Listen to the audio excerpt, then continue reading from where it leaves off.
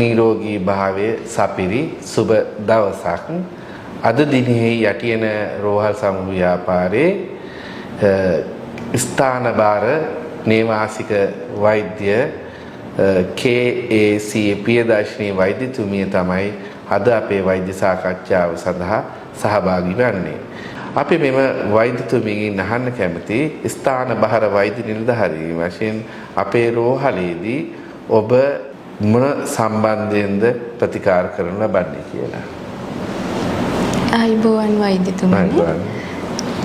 අප යටියන රෝහලේ සර්වාංග වෛද්‍ය සියලුම ප්‍රතිකාර සිදු කරනු ලබනවා.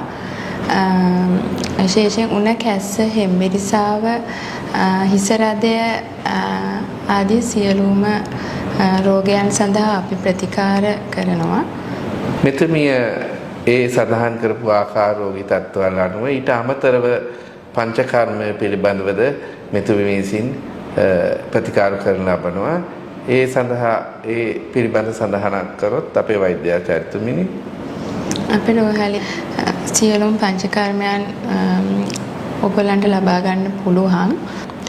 ස්ටීම් බාත්, වමන, නාස්‍ය කර්ම ආදී සියලුම පංචකර්මයන් අපේ රෝහලෙන් ඔයාලට ලබා ගන්න පුළුවන්.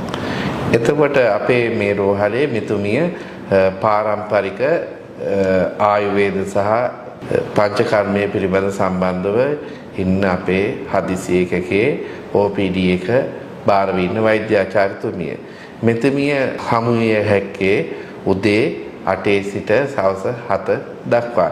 ඊට අමතරව වෛද්‍යාචාර්යතුමිය අපේ නේවාසික පහසුකම් පිළිබඳවද බාර වින්නේ මේ වෛද්‍යාචාර්යතුමිය.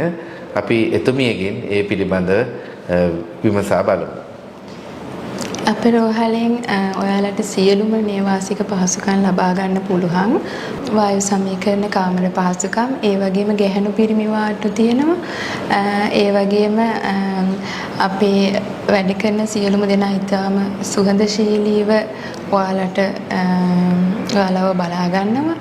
ඒ වගේම විශේෂ වෛද්‍ය සේවාවක් ඉන්න ඔයාලගේ විශේෂ වූ රෝගයන් සඳහා නතර වෙන රෝගීන් සඳහා ආහාර පහසුකම් නොමිලේ ලබා ගන්න පුළුවන්.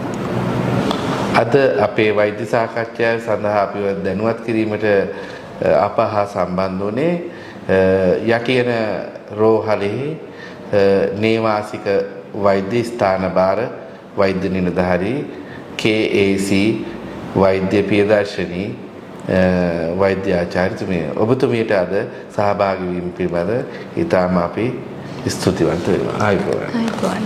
යටියන වෙත මෙදුර